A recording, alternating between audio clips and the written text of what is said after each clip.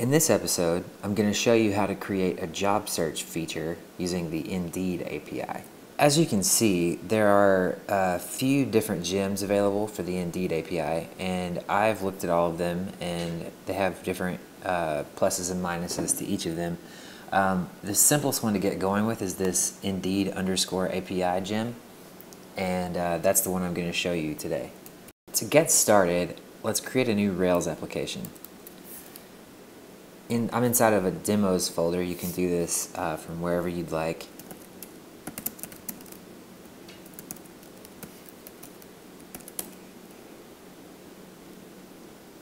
So I just created a new Rails app called Indeed Demo, and when this bundle finishes running, I'm going to change directory down into that. So let's change down into the Indeed Demo, and let's open this up in our text editor. Okay, cool. So now in my gem file, I need to add the gem Indeed_API and run bundle install. And we should be good to go. The next thing that you need to do is go to indeed.com/publisher and create an account, and then you'll be able to get your Indeed Publisher ID, which you need to use the API. Once you complete the sign up, you can come in here to the XML feed page, scroll down to this publisher and grab this publisher ID and copy that, and that's all you need. Once you have that set up, we need to go in and set up this Indeed API publisher ID, and we're going to do that using a initializer. So to do that, you come in config initializers, and let's call this Indeed. It really doesn't matter. All of these things get loaded when your application loads. But we're going to call it Indeed.rb, and I'm going to just paste my key in for now. And then I'm going to get this Indeed Publisher ID bit and replace the X's with your number. Let me try that again. Okay. Now we should be good to go. Once the publisher ID is set in the application, you can see the next thing is actually some instructions on how to get back job results. So let's go back to the Rails console and play with this a little bit.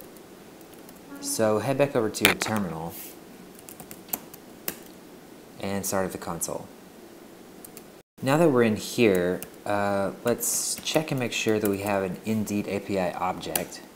So it's telling us that we do in fact have Indeed API available to call methods on. We can do Indeed API.methods.sort, so they're in alphabetical order, and it'll tell us all the things that we can do with it. You'll look right here, where is it? Search jobs.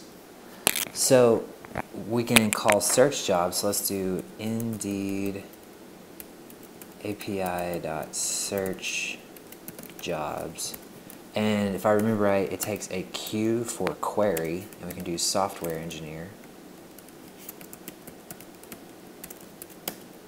and we should get back some jobs.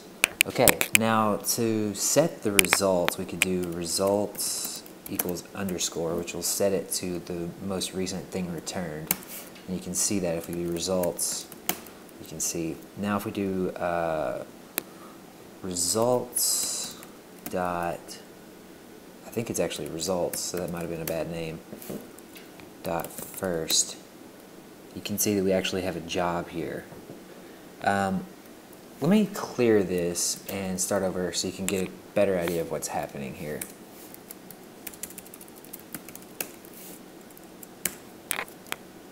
Okay, so let's do jobs equals Indeed API.search jobs. Can't type and talk at the same time. And software engineer again.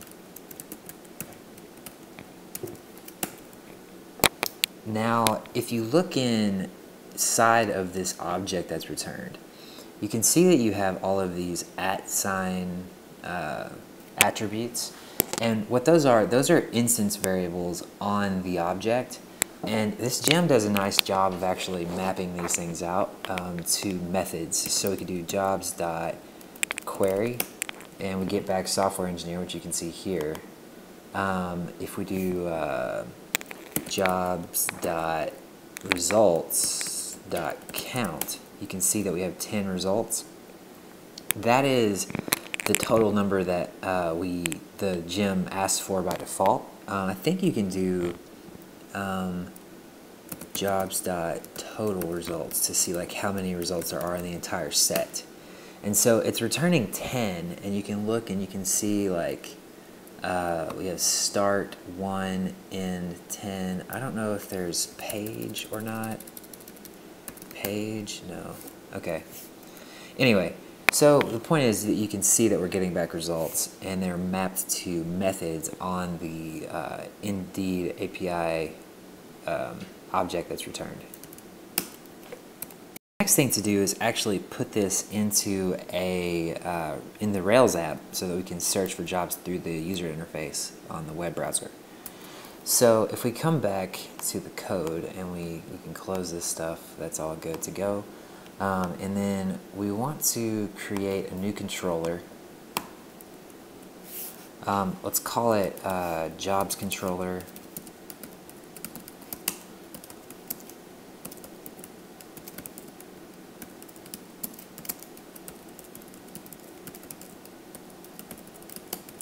And obviously you can create that just by running Rails G controller and giving it a name and stuff, but we don't need to do that. So let's just call this index. That's good. And then in the config routes, we need to do root jobs index. And we also need to create a views folder called let me actually back out of this, the wrong thing. New folder, and you call it jobs, and we need a new file, index.html.erb. So let's just write a quick little bit in here, and then start up our server and make sure that everything is running properly or set up properly.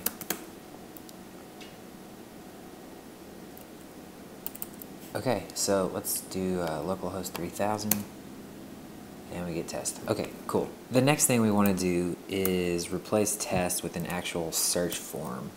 So we have a form tag that's going to the root URL. We could actually probably do root path and a method get. Then we just have a text field with a Q parameter and search. Let's refresh and see what that gives us. Okay, so now we have a search field.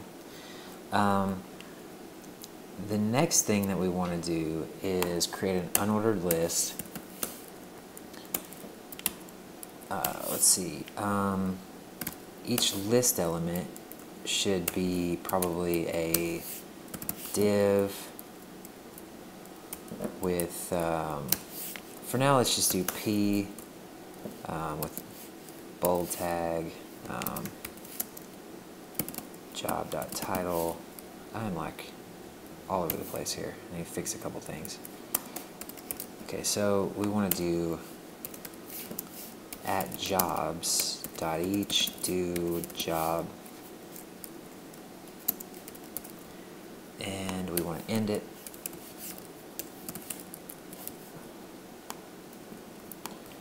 Okay, and that should be good enough to test this. Let me close this bold tag. Now what we need to do is actually set some results.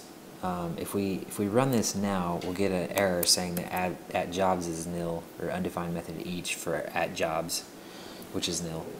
So let's go back to the controller and let's do at jobs equals Indeed API dot search jobs, and let's pass in Q, and it's params Q. I'll get into more about how the param stuff works in a little bit. And as a matter of fact, as we saw earlier in the console, this is the reason I do all this stuff in the console normally if I can before actually writing this in the controller or wherever. that needs to be results. And then back in here, this needs to be at results.each, do job. That's fine. So let's see. And we need to test if params q.present, something like that. We can. So what the params is a hash that gets created whenever a request comes in. So we have this text field tag q. Passing in this symbol q creates a params q, and whatever the value that you pass in gets set to that. So let's try this.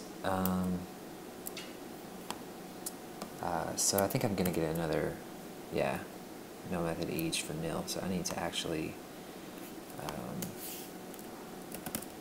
else at jobs equals at results. This is kind of a hack for the moment. Okay, so now if I search for software engineer and I click search, I get an error. Undefined method title. Okay, so that's actually a good error. That means that we're getting back some results. Let me check.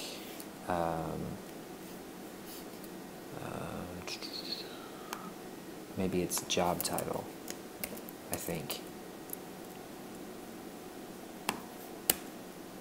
Yes. Okay, cool. So let's do something really fast. I'm going to go back over into the terminal, open up a new tab, and it's Indeed. Okay, Rail C. Okay, so what I'm going to do here is actually look up some more jobs through the console to kind of remember what all the methods were. Because I want to add a few things really quick before we run out of time. Oh, that's search jobs. Okay, so if we look here, let's do jobs.results.first, and that will let us know. So we have job title, company, city, state, country, formatted location, snippet, that's interesting, and there should be a link or a URL. There it is, URL. Okay, so let's do this. Let's add a few things to our view code so that we can display some more interesting stuff. So the first thing I want to do is actually link to the job title. So this is going to create a link to the actual job. Then we're going to do job.url, target, blank. This will open it in a new tab. Then let's do the company, job.company. Then let's do maybe the snippet, job.snippet. And let's put in HR under this thing, maybe. Let's see what this looks like. So now if we refresh this, it's the same search. Okay, so now it's like a real job search where we have a link to Indeed where the actual job is posted. We've got the company name. We've got, well, we probably want the location too. That would be nice. Company, and I believe it's like formatted location, job.formatted location.